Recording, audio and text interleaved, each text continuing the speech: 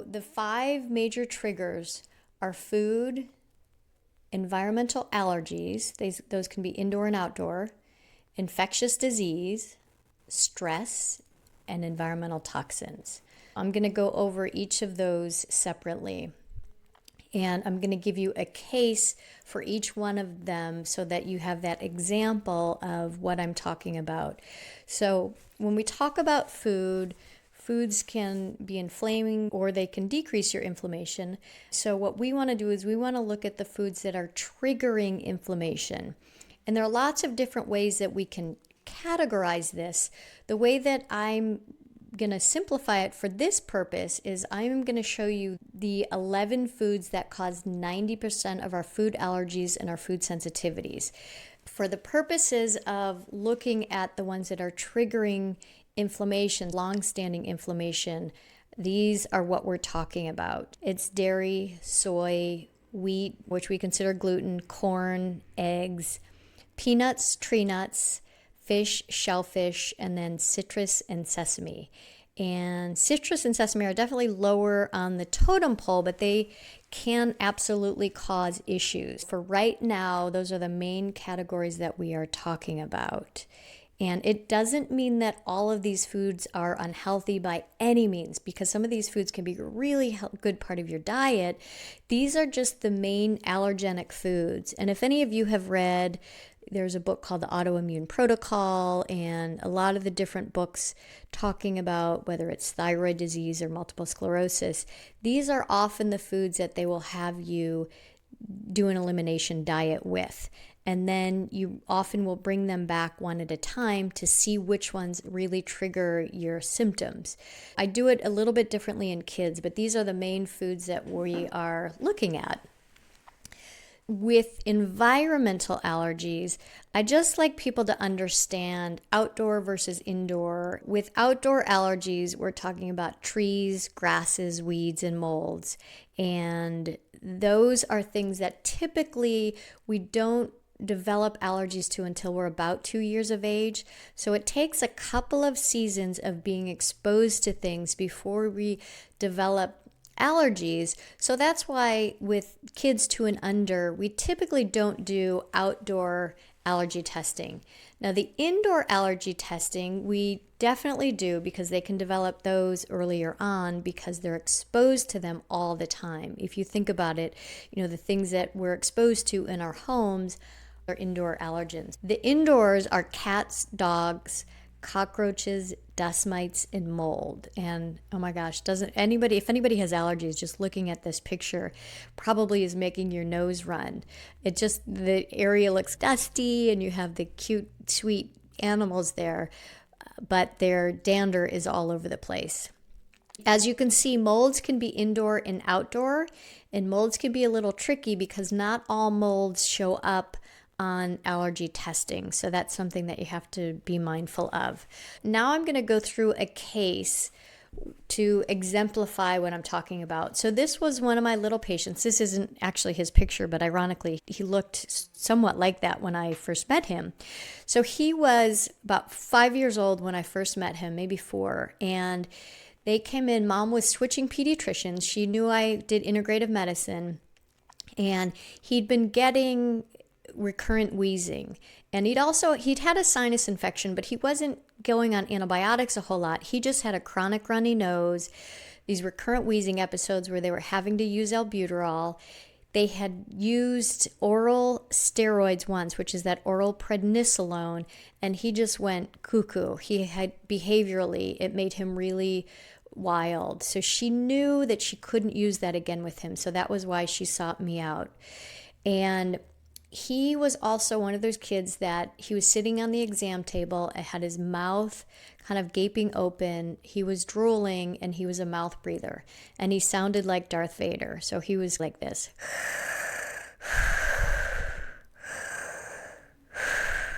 I'm sure you appreciate that. But anyway, so he also had the dark circles under his eyes. He didn't sleep well. He was a mouth breather and a snorer at night. So what we did with him is clearly he had a food sensitivity. To me, he had the classic signs of a dairy sensitivity. He'd also had colic and reflux as a baby. And so I said, okay, let's take him off of dairy. And then we also combed through his medical records. So mom had brought in the labs that he had done by his previous pediatrician.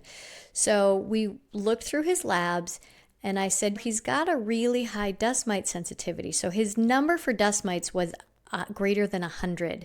Negative is less than 0.35, or that's what it was on the lab at that point in time. So that is extremely high.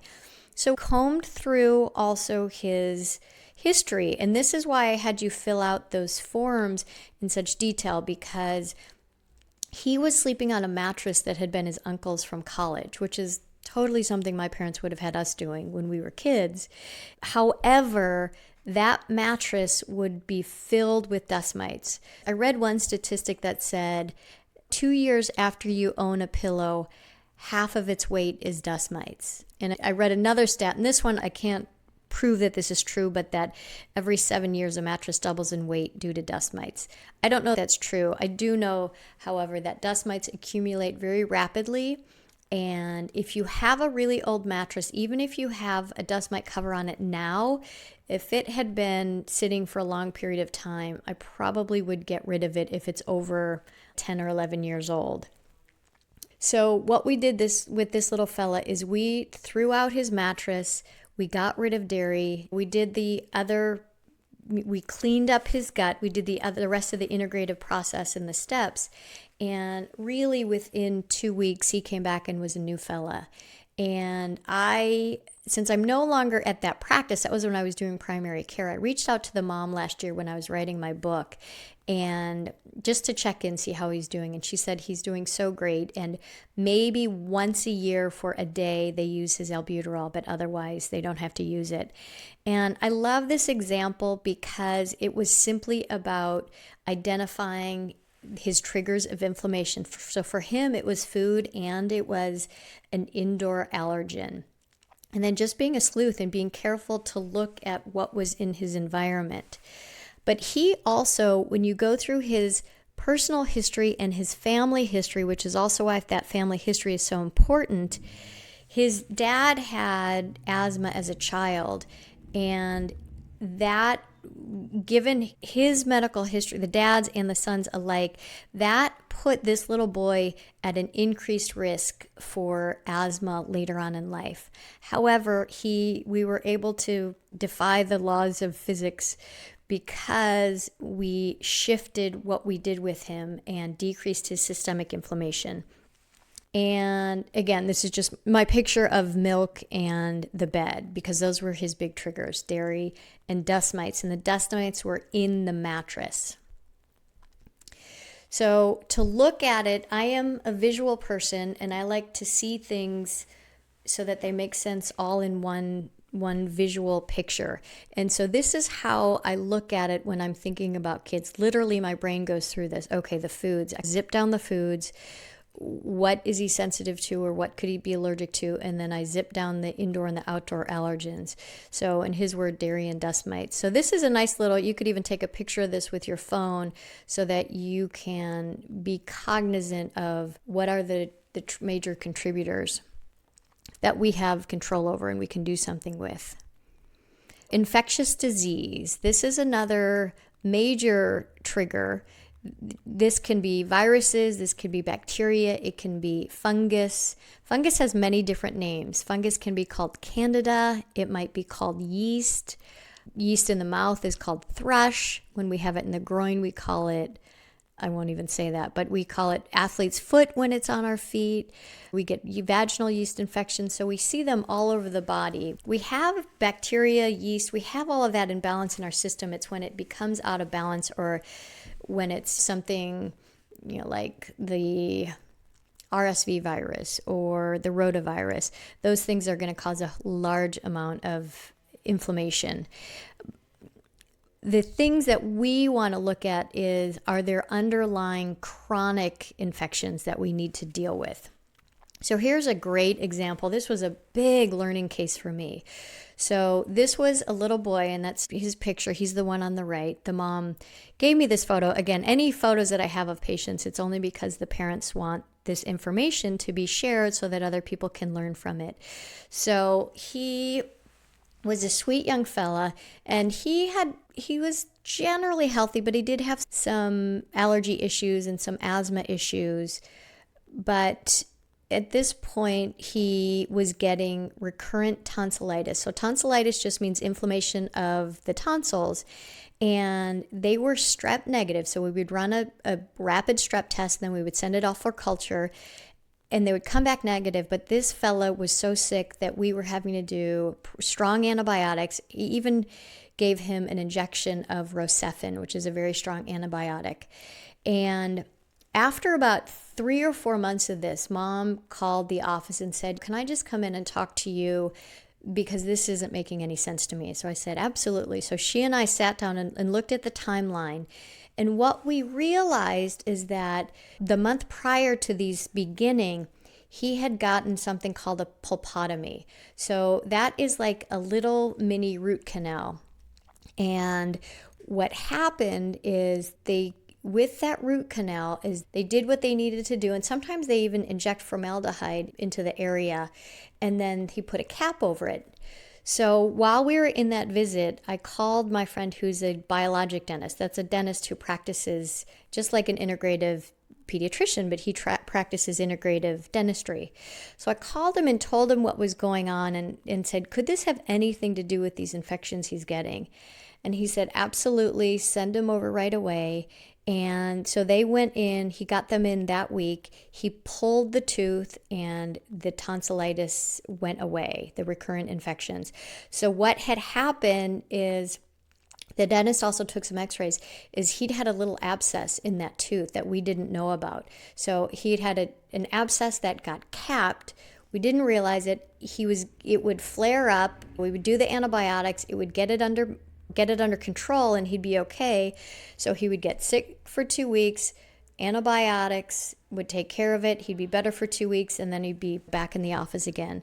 So that classic pattern, if there's something underlying that we're not taking care of. So that was a huge learning case for me, because really in training, we didn't talk a whole lot about oral health, and we know how important oral health is. We also pay a lot of attention to fillings and things like that. Nowadays, we don't use mercury fillings, so we just want to be cognizant of the materials that we're putting in our mouths. I also had a patient once who had a sensitivity to the nickel that was on their braces. So those are questions that you want to ask ahead of time if the kids are going to get any dental work or any hardware in their mouths. And the second, I'm going to give you 2 infectious disease cases because I think these are extremely important. And this is actually my own case. And this was me as a little girl. And I used to get really high fevers a couple times a year. Fevers to the point where I could hardly get off the couch. My mother would have to carry me to the bathroom. And I would end up going into the pediatrician's office, who I was scared to death of, and I would end up getting a shot. And after 2 or 3 years of this, my mother said, "What is going on? Why is she getting these?" And he didn't really have an answer. And so she took me to the Cleveland Clinic, and they did something called a VCUG, and they did an ultrasound of my kidneys also. And so this actually isn't my x-ray, but it looks similar to what mine would have looked like. So what they found is that I actually have 4 kidneys. I have 2 kidneys put together on each side, and then I have 4 ureters. So I have 2 ureters on each side going. That is the tube that goes, and I'll show you, from the kidney down to the bladder. So you see how there are 2 of them here? That's what I have. And what that really wasn't, it's called a duplicate urinary tract system. But what I had was a little part of my kidney was infected. It had a low level infection. And so my entire young life, my body would keep it at bay most of the time. But when my immune system would get run down, I would get sick. So what I had to do is I had to take antibiotics for 6 months, and I never had an issue again after that. And that was not a time that my parents did not know about probiotics. We were very healthy eaters, but I often wonder if my gluten and dairy sensitivity now and the hypothyroidism that I have, if that had anything to do with being on antibiotics for a long period of time. But I don't look back at that and think, oh, I wish I hadn't done that. I think, thank God that we have antibiotics, because I literally was getting kidney infections, which can be extraordinarily serious. And kidney infections can go into the blood and cause sepsis, bad blood infection. So anyway, I always share that story, and I think that's part of why I went into medicine, because of the experience. And no part of that was very pleasant. And so I don't ever want kids to have to go through things if I can help it. Okay, now the next trigger we're going to talk about is stress. So stress is one of those things that it's the unseen, the untouchable. And we could have a child on perfect supplements, perfect nutrition, but if the stress at home or maybe the stress at school is very high, their system is going to be stressed. And so they're not going to be digesting their food as well. The blood is going to be getting shunted away from the front part of their brain to the back of their brain. So they're not going to be able to think, and we do our executive functioning from the frontal part of our brain. So we really it's important to pay attention to that. It's important. I'll share one case with you. I had a family that the little girl, she had a lot of anxiety and she wouldn't eat anything. She would eat bowls of pasta and that was it. And the parents were really concerned about her, and she was doing pretty well in school, but lots of anxiety. And so they said to me, and I was meeting them, I'd probably seen them a couple of times, so we were really still getting to know one another. And they asked me for a referral to a psychiatrist. They said, we think we might need to do a medication now. And they had been to 2 or 3 different therapists for the little girl. And then after they saw the psychiatrist, I got a call, and Dad said, they recommended medication, but we don't want to do medication. And so I said, all right, help me understand this, because I thought you wanted to go to the psychiatrist to get medication. And I said, hey, tell me what's going on at home. And he said that parents really didn't speak to one another at home, and they hadn't for a long time. It sounded like almost a year. So you can imagine the stress that was in that household. And I blame myself for not having asked enough questions to get that from their history. And that's also why I'm very detailed when we talk about histories now. And I really go through and I ask, what's the stress in marriage and finances and extended family, things like that. So what I said to him was, would you two be willing to hold off on any more therapies for your daughter and you two go to marriage therapy? And he said, yes, absolutely. And he was very skeptical of physicians. So he and I had developed enough of a rapport that he went and did that. And I was leaving the practice at that time, so I don't have any follow-up on that little girl. I wish I did, but I know, though, that was playing a role in her anxiety and she just ate very few things. I think that was her form of control. So the other stress case I'm going to share with you, and I apologize if that is a little bit gross. So this is, if you don't like that scene, maybe cover up the computer, because I'm just going to talk for a minute about this case. So this was one of my little patients. He was one of a twin. They had been preemies, and I didn't meet him until he was about 7 or 8 when they came to see me. And he'd had oral ulcers for 3 years, and they had been to 4 or 5 different specialists to figure out what was going on, because these ulcers were extremely painful. And he also had something called periodic fever syndrome. So he had a couple different things going on. Probably they were, they were definitely all related, but he just wasn't getting any relief. And when you're having periodic fevers like that, you get a huge workup to make sure that there's nothing serious underlying. So he'd been scoped by the GI doctor. So he'd had an endoscopy and a colonoscopy. He'd had his ulcers biopsied by the oral surgeon, and he also saw a rheumatologist. So they'd even been told at one point in time that they thought he had cancer, but he did not in fact have cancer. So he also had asthma.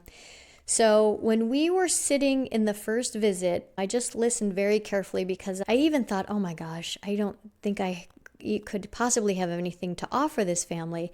They've done so many things already. And he was going on steroids about once a month when he would have his fevers. And the mom is a nurse and she just didn't want to keep doing that. So one of the first things she said to me is, he's one of a twin. And she pointed at the little fellow and he said, he's my sick one, and the other one, he's my healthy one. And so that's just, I always pay attention to words, and I always think about how powerful words are and how we will sometimes dictate to our kids, and we will say, he's my shy one, he's my healthy one, he's my so-and-so, or he's my good eater, he's my bad eater. So it's just something that I noticed. And as we started working together, I pointed that out to her. And so she just started to shift the way that she spoke about him. And the other thing that we realized is that he had some sensory challenges and some sensory processing issues. Loud noises, being in really loud restaurants stressed him out, and being in the classroom. He loved school, but being in the school classroom was stressful for him. So we found a really good occupational therapist who started working with the family, and she also went in and shifted around the classroom and really helped make the classroom so that it was an easier place for him to be. Within about a month or two, the pain with his ulcers decreased significantly. The ulcers themselves, they decreased in number. They didn't fully go away, but we had a huge improvement in how he felt. And I don't think he missed any more school that year. He went like almost a whole year without missing any school. And a year after we started working together, we were able to wean him off of his asthma inhaler. Now, the backside of this is that he had two brothers, one twin and then another brother, and dad traveled for work. So mom was essentially a single mom during the week. And through this process, she realized how much stress was in the household. So they made some huge changes, and dad eventually stopped traveling so much, and they really decreased the stress at home. So that was, again, it was a piece of the puzzle. It wasn't the whole thing, but it was a little piece of the puzzle. And with him, we actually found the supplements made a big difference. The food aspects, like the dairy and the gluten, at that point in time did not make a huge difference with him. But that's just another good way of understanding how stress can impact us. And environmental toxins. So this is the area, just look at that picture. I think that says it all. We have smokestacks, we have automobiles, trash, we have things emitting pollution everywhere. And even the air that we breathe in, whether we're in our houses, we're outside. I know this summer in Charlotte, we had some fires that were in the mountains, and we had a couple of days where the kids couldn't even go outside and play at recess. So we're being exposed to things all the time. And there was a study done by the Environmental Working Group in 2004. And what they did is it's a pretty disturbing study. They took 10 Americans, and that's what they called the 10 American study, and they analyzed their blood anonymously. And these actually were babies, and they took their cord blood. So the cord blood, that's the umbilical cord. So this is before the baby has ever stepped foot on earth. And they sent it off, and they analyzed it for 413 different chemicals. What they found is that these babies had an average of 200 different chemicals in their bloodstream before they ever put foot on the earth. So we learned many things from this study, but one of the things is that we used to think that the placenta filtered these things out so the babies weren't exposed to it, but that in fact is not the case. And the other thing is that the blood-brain barrier is not fully protected in utero. So that means these things can potentially be impacting the brain. And when you look at our rates of autism now, those have gone. They used to be 1 in 10,000, 30 years ago. And it's now, the numbers are up to about 1 in 50 boys is being diagnosed with autism. We really have to pay attention to these things. Some of the chemicals that they found were things like Scotchgard chemicals, pesticides, flame retardants. The very disturbing thing about it is that 212 of these industrial chemicals and pesticides had been banned 30 years prior to the study being done. When these things get put into the environment, they don't go away very quickly. The other thing is that some of these drugs, there were drugs that were also found, things like Paxil, albuterol, Cialis, NuvaRing. NuvaRing is a birth control. So the active medications that are in those drugs were found in the form of what you would get after an adult dose. This is also why I have you drink filtered water, because we throw out antibiotics, we throw all of these things out into the trash, and we put them in our landfills, and these things can get absorbed into our groundwater. So we can be exposed to these things, and our, typically antibiotics, birth control things, antidepressants, we're not checking our water supply for that. So we want to be doing filtered water so that we're not exposing ourselves and our kids to any of these things. The other piece of this too are the endocrine disruptors. So our rates of infertility are just growing rapidly, and these are often women of childbearing age are not getting pregnant as quickly as they should be and could be. And so some of these chemicals are endocrine disruptors, and I'm gonna talk about this more in just a minute. So this is a little picture of a baby. So this classically would be where you would get the cord blood. You would just take the blood from the umbilical cord. So we want to protect our sweet little children. So if you are still planning on getting pregnant, if you're pregnant now, there is great research to show that if you clean up your diet, you clean up your exposures to these things, the rates of autism are extraordinarily low. And so I'm painting a little bit of the picture of gloom and doom, but there is a whole lot that we can do about that. Plastic bottles. This is what kills me when I see kids drinking out of plastic bottles. So the BPA that's in these plastic bottles is an endocrine disruptor. So even if you are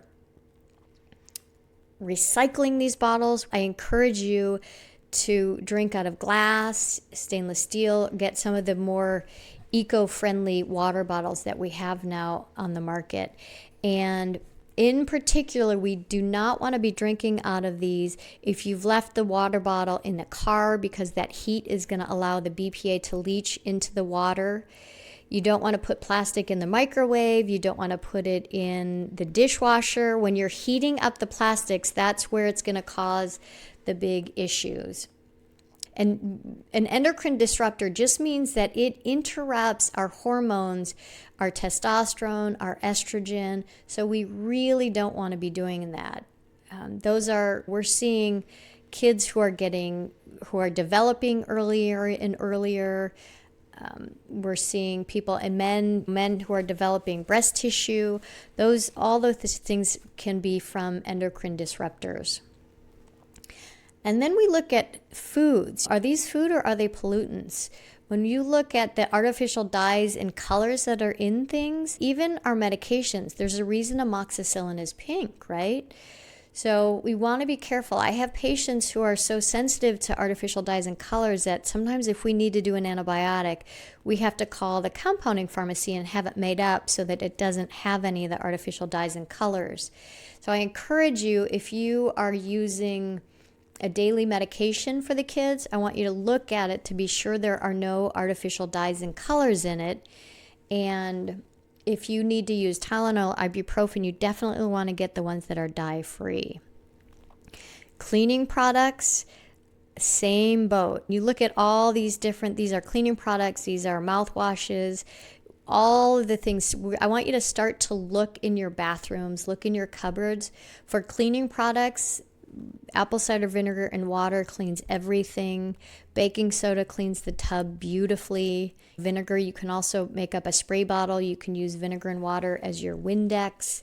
So there's no reason for us to be using these strong chemicals.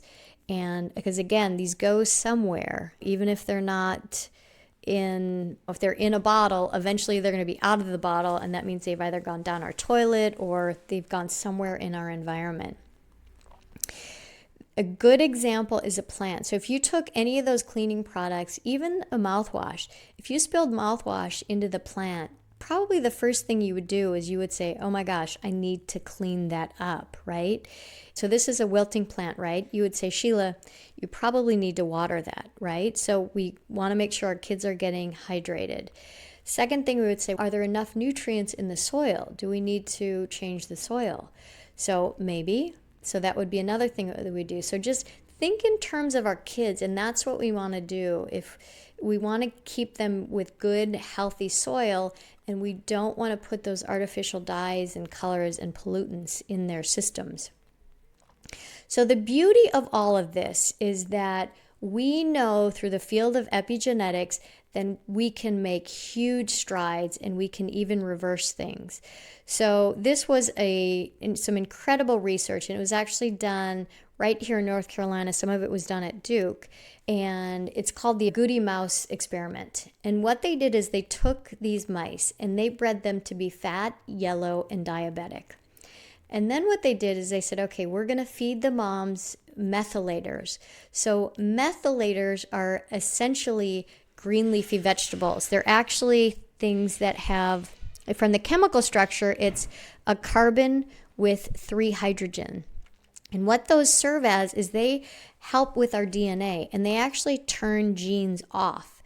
What feeding these pregnant mice who had diabetes, feeding them methylators, it turned those genes off in utero, and the babies were born without diabetes. So this was huge, and it really changed the name of genetics, and it changed how we thought about our DNA. So we used to think that our DNA was just static, and whatever was in our DNA was what our outcome was, whether it was we were going to have blonde hair, or if dad had a heart attack at 55, that meant we were going to have a heart attack at 55. But what this showed us is it was actually the interaction of our DNA with our cell wall and our cell wall with our environment. So we need to have a very healthy cell wall. And that's where we just talked about in the previous video of having the right ratio of omega-3 fats in our cell wall, and then having the environment that those cells are in be really healthy. And that we want to look at the food, the physical environment, the emotional environment, any toxins. If you think about it, if you have a petri dish with a cell in it, and if those cells are starting to die, the first thing you're going to look at is, what is the medium? Do we have the right food for those cells to be living on? So that's the same thing we want to be asking ourselves about what the kids are eating. So that just is it's a game changer, and this is how I look at things, and I want to prevent what's happening with the rest of the world, because we have so many autoimmune conditions. 80 million Americans now are being diagnosed with autoimmune conditions, and this is more than heart disease and cancer. So we really can have a big impact. So can you positively impact the future of your child and family's health? What do you think?